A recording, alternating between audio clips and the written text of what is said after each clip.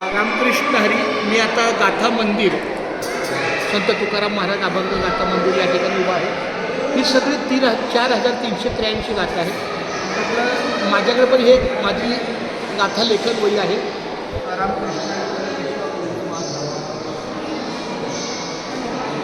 रामकृष्ण हरी विठ्ठल केशव गोविंद माधव.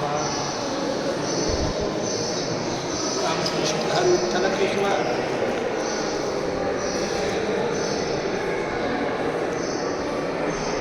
संपूर्ण लोकेशन दिसत आता त्यातलं संत तुकाराम पण घ्या.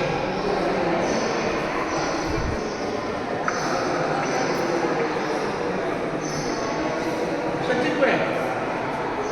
तो गेला फिरतो.